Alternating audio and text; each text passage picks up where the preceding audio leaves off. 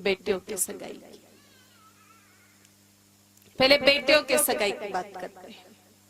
मेरे भाई बहनों, देखो, लड़के की सगाई किसी भी घर में कर दो चल जाता है, क्योंकि आने वाली जो होती है वो अपने साथ रहने वाली होती है। हमको पता है वो एडजस्ट करे ना करे, हम तो एडजस्ट कर ही लेंगे।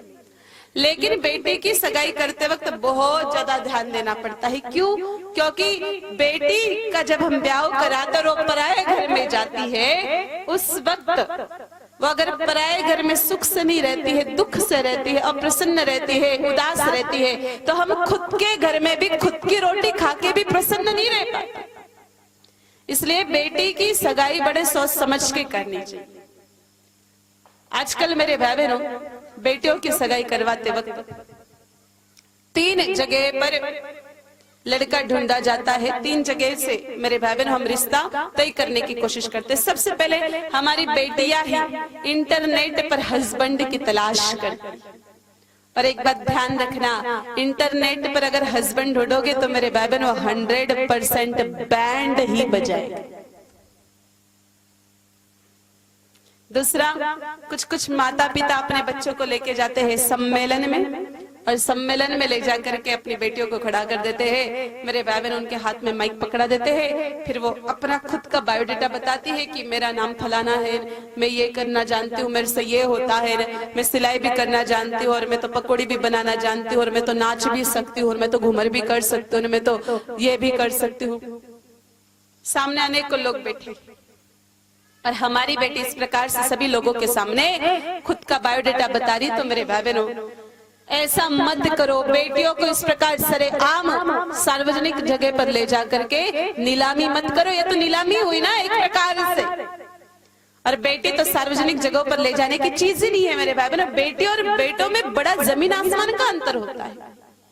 बेटे लोहे के सरिये जैसे होते हैं, बेटियां हीरे मोतियों जैसी होती है। आपने कभी देखा होगा, लोहे के सरिये जमीन पर कहीं भी पड़े रहते हैं। भाई घर में अगर कंस्ट्रक्शन का काम चल रहा है तो घर के आंगन में पटक देते हैं सरियों को, 6-6, 7-7 महीने वही पड़े रहते हैं। लेकिन जो मोती होते हैं मेरे भाई बहनों, डायमंड होते हैं, उनको पटका नहीं जाता है, उनको व्यवस्थित एक डिब्बी में रख करके अलमारी में रखा जाता है। तो ठीक उसी प्रकार बेटियां भी है। बेटियों को सरेआम नीलाम करने की आवश्यकता नहीं, बेटियों को घर में सुरक्षित रखने की आवश्यकता है। और तीसरा, हम अखबार में विज्ञापन निकलवाते हैं बेटियों के लिए, तो ये करने की कोई आवश्यकता नहीं है। हमारे परम पूज्य सद्गुरुदेव भगवान ने एक 77 दिन का अनुष्ठान बताया है बेटियों के।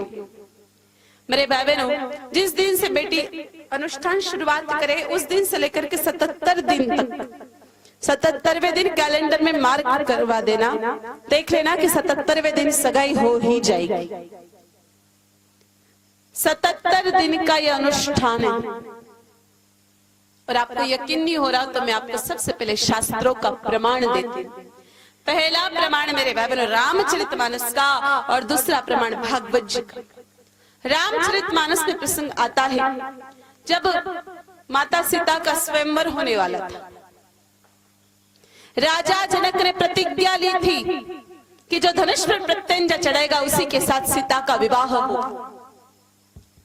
और आपको पता है राजा जनक ने ये प्रतिज्ञा क्यों ली थी? क्या कारण था मेरे भाई बहनों ऐसी प्रतिज्ञा लेने का? ऐसी भीष्म प्रतिज्ञा क्यों ली थी राजा जनक ने? बताइए। एक बार की बात, जनकपुरी माता सीता 6 साल की थी, छोटी सी थी। राजा जनक ने अपनी पुत्री सीता को कहा, बेटा सीता जाओ और धनुषशाला की सफाई करके आओ। देखो मेरे भाई बहनों, राजा है राजा जनक, लेकिन अपनी बेटी को क्या कहा? इन्हें सेविकाओं को ले जाओ, दासियों को ले जाओ, नौकरों को ले जाओ और सफाई करा के आओ। एक संदेश दे रहे, महापुरुषों का जीवन चरित्र पूर्णतः हमारे लिए मेरे भाई बहनों जीवन जीने की कला है। हमें सीख मिलता है महापुरुषों के चरित्र से, जानने को मिलता है कि हमें भी हमारा जीवन चरित्र किस प्रकार से आगे जाकर के उस पर चलना है, हमारा जीवन चरित्र कैसे होना चाहिए। राजा जनक ने अपनी बेटी को कहा, जाओ ये काम करा के लाओ। बच्चों को बचपन से ही थोड़ा थोड़ा काम बताना चाहिए। कुछ कुछ माँ बाप बड़े लाड प्यार करके अपने बच्चों को काम नहीं बताते, फिर आगे जाके परेशानी आती है। दो कारण है मेरे भाई बहनों बच्चों को काम बताने के पीछे। बच्चा बचपन से ही काम करेगा तो उसकी नसें खुल जाएगी, उसका शरीर स्वस्थ रहेगा। बचपन में काम करेगा तो बचपन में मेरे भाई बहनों स्वस्थ रहेगा। जो बच्चे बचपन में काम नहीं करते उनको बचपन में जाकर के अनेकों बीमारियां जकड़ लेती है। इसलिए बच्चों को बचपन से ही थोड़ा थोड़ा काम करवाना चाहिए। और दूसरा कारण, समय का तो कोई भरोसा ही नहीं है। लक्ष्मी जी है, कब इंसान को करोड़पति बना दे और कब करोड़पति बना दे बता नहीं सकते। इसलिए सभी चीजों की आदत होनी चाहिए। बच्चों को बचपन से थोड़ा काम पे लगाना चाहिए। तो राजा जनक ने अपनी पुत्री को कहा, बेटा जाओ और धनुषशाला की सफाई करके आओ। राजा जनक के पास जो धनुष था मेरे भाई बहनों, उसका नाम था सारंग पानी। एक बार शिव भोले बाबा और विष्णु नारायण भगवान के बीच में युद्ध हुआ था। हरि और हर के बीच में युद्ध हुआ था। लीला थी हालांकि वो, और वो धनुष बीच में आ रहा था। तो सभी देवताओं ने मिल करके वो धनुष ला करके पटका था राजा जनक के यहाँ पर। और मेरे भाई बहनों उस धनुष में इतना बल था, वो इतना मजबूत था कि उसको उठाने के लिए 100 हाथियों का बल लगता था। 100 हाथी मिलकर के एक धनुष को उठाया करते थे। और मेरे भाई बहनों जैसे ही माता सीता गई धनुषशाला में सफाई कराने के लिए, उन्होंने दासियों को देखा कि दासियां तो दूर दूर से बाहर से सफाई कर रही है, नीचे तो की नहीं सफाई। दासियों को कहा, अरे भाई ढंग से तो सफाई करो, नीचे भी धनुष को उठा करके नीचे भी सफाई करो। दासियों ने कहा, सीता इतना सहज नहीं है, इतना आसान नहीं है, हाथी बुलाने पड़ेंगे 100 तब जाकर के उठ पाएगा। मेरे भाई बहनों माता सीता ने कहा, क्या बात करते हो। माता सीता ने उठाया धनुष एक हाथ से, कल लिपो इसके नीचे। गोबर की लिपाई हो रही थी, कल लिपो। दासियों को चक्कर आने लग गई है देख करके ये प्रसंग, ये घटना, ये क्या हो रहा है। 6 साल की सीता ने पूरा धनुष उठा लिया, जिसको 100 हाथी भी नहीं उठा सकते, अकेले नहीं उठा लिया। उन्होंने जैसे तैसे लिपा और दौड़ के गई राजा जनक के पास। कहा, राजा आपके घर पर कोई सामान्य बेटी नहीं आई है, साक्षात जगदम्बा भवानी अवतरित हुई है, इसने तो पूरा धनुष उठा लिया। पिता के लिए बेटी तो बेटी होती का, ऐसा हो ही नहीं सकता। कहा, आप खुद देखो राजा, आप खुद चलो। राजा जनक अपनी बेटी को लेके आए। कहा, सीता तुमने धनुष उठाया? कहा, पिताजी उठाया। कहा, आपने ये धनुष उठाया? कहा, राजा जनक ने 3-4 बार पूछा। माता सीता ने देखा, रे पिताजी तो बोलने से समझ ही नहीं रहे बिल्कुल भी, सीधा प्रैक्टिकल करके दिखा देते। कहा, ऐसे उठाया, ऐसे लिपन, ऐसे रख दिया। राजा जनक ने उससे दिन संकल्प लिया कि बेटी कोई साधारण नहीं है, तो इससे विवाह करने वाला भी कोई साधारण नहीं होना चाहिए। इससे विवाह करने वाला भी कोई असाधारण प्रतिभाओं से युक्त पुरुष होना चाहिए। और उसी दिन राजा जनक ने संकल्प लिया कि जो इस धनुष पर प्रत्यंजा चढ़ेगा उसी के साथ सीता का विवाह होगा। मेरे भाई बहनों वो दिन और आज का दिन राजा जनक ने प्रतिज्ञा ले रखी है। और विवाह में, स्वयंवर में रावण, बानासुर जैसे बड़े बड़े महाकाय भयंकर राक्षस पहुंच गए। माता सीता दुखी हो गई और दुखी होकर के माँ के पास गई और माँ से हाथ जोड़ के कहने लगी, माँ कुछ करो ना, पिताजी को कहो ना कि संकल्प पीछे ले ले। माँ ने कहा, बेटा आप आपके पिताजी को संकल्प पीछे लेने के लिए कह रहे हो, प्रण छोड़ने के लिए कह रहे हो। वो राजा जनक है, वो प्राण छोड़ सकते लेकिन प्रण नहीं छोड़ सकते हैं। और मनुष्य का चरित्र भी कुछ ऐसा ही होना चाहिए। कुछ लोगों का चरित्र इतना ढीला होता है मेरे भाई बहनों, इतना ढीला होता है कि पूछो मत। प्रण और कि वो कोई चिंता नहीं करते। कुछ कुछ लोगों को तो हमने ऐसा देखा कि ऐसे थुकते और ऐसे चाटते हैं। इसलिए जो प्रण लेते हैं हम उसको बिल्कुल पूरा निभाना चाहिए। राजा जनक के लिए माँ कह रही है, पत्नी कह रही कि बेटा आपके पिताजी प्रण नहीं छोड़ेंगे, मैं जानती हूँ आपके पिताजी को, आप चिंता मत करो, आप गौरी माता की उपासना करो, गौरी उपासना से ही आपको अच्छा पति प्राप्त होगा, जाओ आप चिंता मत करो। और माता सीता ने गौरी उपासना की। एक तरफ मेरे भाई बहनों विदर्भ देश, भागवत जी का प्रसंग बता रही हूं अब। विदर्भ देश के जो राजा थे उनका नाम था भीष्मक। उनकी पुत्री का नाम था रुक्मिणी, उनके बड़े भाई का नाम था रुक्मी।